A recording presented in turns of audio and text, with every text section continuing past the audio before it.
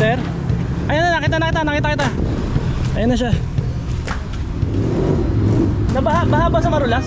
Parang nakita ko lumiko ka eh. Ay, traffic sa may ano? Oo, pero wala nang tubig. Oo. Ah, Sa may BB, traffic. sa BB. Sa BB. Tingnan ko sir ha. Okay, salamat. Ito na siya, dumating na. Ay, ang laki pala oh. Ang laki pala.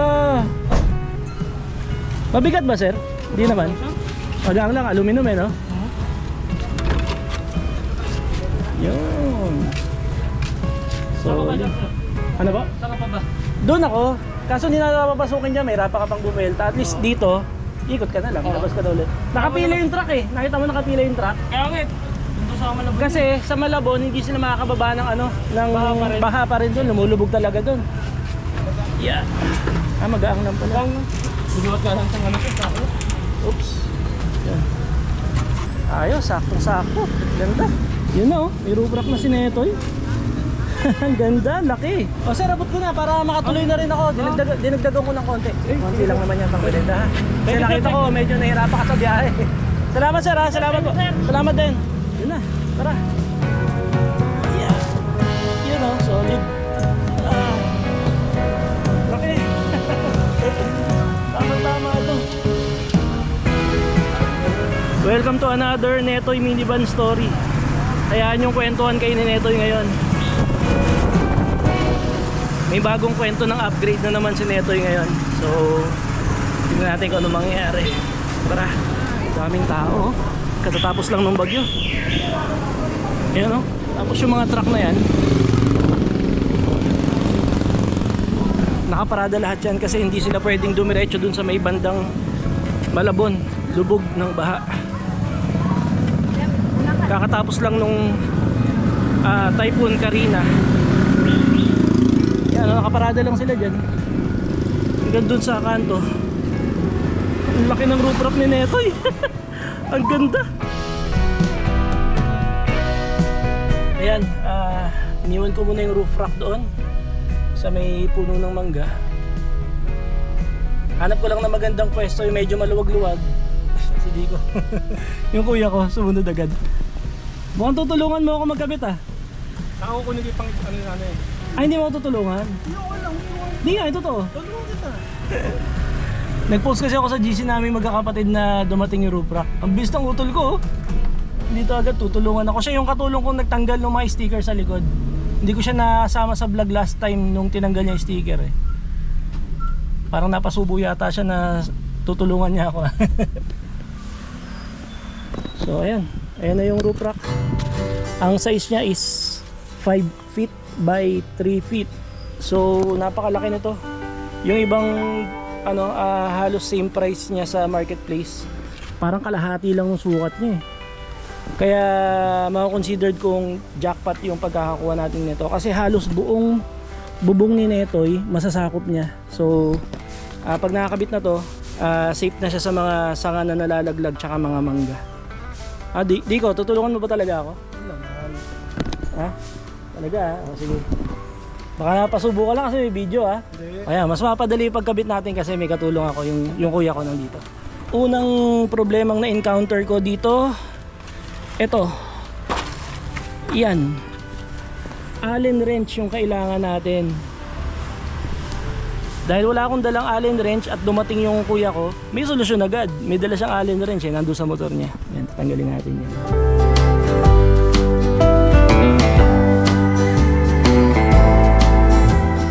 Wala na naman ah.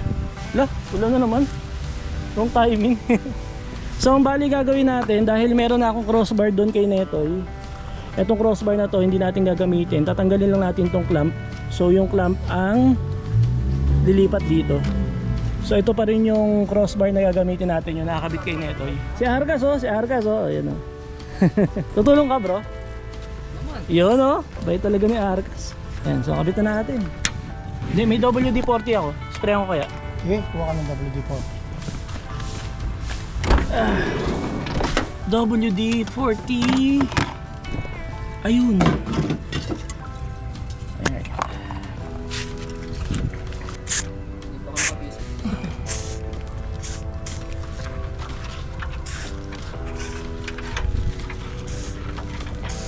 Kasi ano eh, yung mga mangga tsaka sanga, magkaka-dimples yung bubong ni Netoy eh. Siyempre ayoko naman umabot sa point na na magsisi ako na magkaroon ng puro dimples yung ibabaw niyan sa lapad niya, no. Tingnan yung gaano kalapad yung bubong ni Netoy. Oh. Ano di ka? Pag lumusot yung... Hindi, ang mangyayari kasi niyan, yung mga space na yan, ang haharang na dyan, yung car cover. Di ba merong nakakabit na to, tapos may car cover. Eh di yung mga mangga na lulusot dito, at least kahit pa paano, masasalo nung tela. Kesa yung nakalapat yung tela dun sa ibabaw ng bubong, di talagang bagsak ng mangga tsaka sa ngayon. Ito kahit pa paano, kakayanin na yan na maharangan yung mangga. Napagaan trabaho ko Kala ko ako lahat gagawa nito eh. Si Arcas manager. Manager. Foreman. Si Foreman Arcas. Yun lang ito. Lost thread? Ito? Yun lang. Na lost thread ito ng Allen wrench. So, ipa-plies natin. Yan. Yan. Ay, ayaw din Patagilid. Paano patagilid? Try mo na patagilid. Yung korte ng bilog. Yeah, ayaw.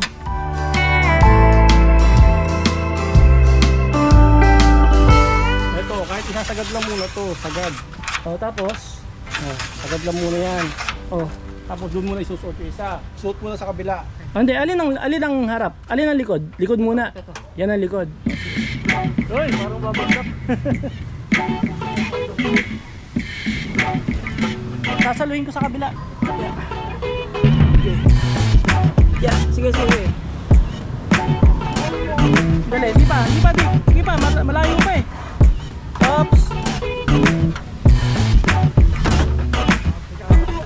Ayan. Arga sa takot dito pa. Hindi ko na talaga gagalawin yan. I mean yung pagkakakabit lang. So alin ang tatanggalin natin? Yung harapan yung likuran? Ayun, hindi ko lang siguro. Sige. Bababa ulit natin to. Sige.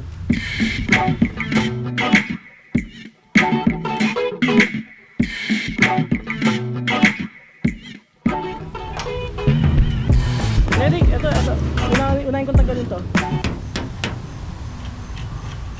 Buti pa, lagay ko na lang kaya sa Innova ko to. Hindi ako naka-record. Ay, naka-record! Lagay ko na sa Innova ko. Huwag na, dito na lang. Dito ko Pasukat bili. naman sa Innova ko to, boy. Bili ka na lang ng para sa'yo. Bili ka ng pang Innova. Nakabili ako Innova, wala akong pambiling rupa. Yan ang problema. May pambiling Innova, walang pambiling roof rack. Buti pa, sponsoran mo na lang ako ng ganito. Nangalin? Ganyan. Hiningi ko lang din sa misis ko yung pinambili ko niyan eh. Galing lang din kay manager yan, so wala akong pera. Ang hirap ng kulang ng tools.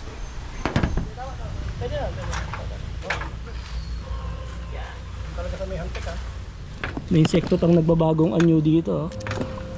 Hindi natin mapakialaman yan. Ay di, wala nang laman. Wala na siyang laman. Parang Kinain na. Yan tawag dyan, nag-bolt. Nagpalit na siya ng ano kaya yan? May siya eh, may isipit. Ayan na, vice grip. Yan na.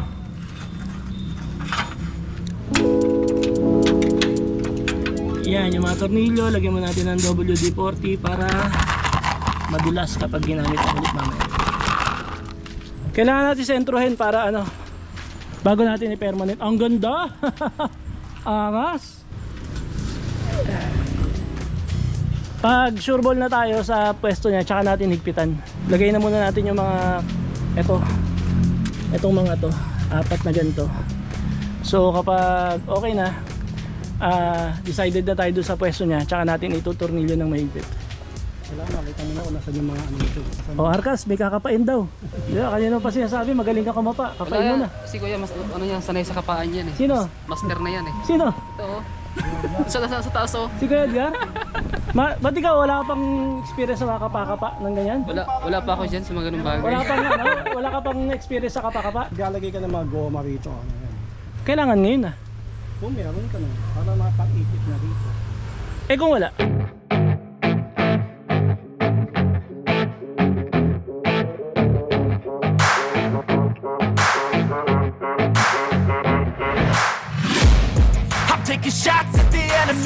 I'm gonna make it to the top, leave a legacy.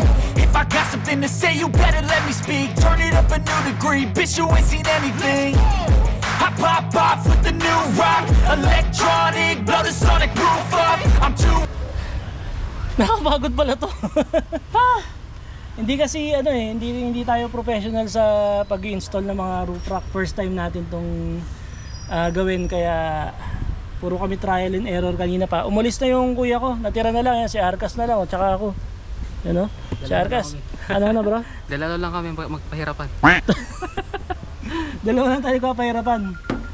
Yan, so konting-konti na lang to, tapos tumitutawag sa'yo. Yan natin, baka jowa eh. Nanay ko po. Ay, nanay. Nanay, kala ko jowa. Naririnig nyo ba yung mga kuliglig? Alam nyo ibig sabihin yan? Ginabi na kami. Ay nako, ang hirap pala ikabit ito. Pero ayan na, natapos na natin siya. Ayan na, may roof rack na si Netoy at safe na siya sa mga babagsak na sanga at mga mangga. Thank you kay Arkas siya kay Kuya Edgar na tumulong sa akin maikabit ito. Ay si Arkas may kausap eh. Inabot na kami ng gabi. Salamat at umabot kayo sa part na to ng Netoy Minivan Story. May bagong kwento na naman si Netoy. At ang bago sa kanya ngayon ay meron siyang roof rack. Hindi na ako masyadong mangamba na babagsakan siya ng mga mangga tsaka sanga dun sa parking lot niya, parking space niya. Hanggang dito na lang. Maraming salamat mga kaunis. Hanggang sa susunod na pagkikita. Napagod talaga ako. Ang hirap. Next time magpapa-install na lang talaga ako sa professional. Sa mga professional na nag-install ng roof rack, pasensya na kayo ha, huwag nyo kayo babash. Gusto ko lang talaga siya may experience kaya ako nagkabit. Ayan na, may roof rack na si Netoy.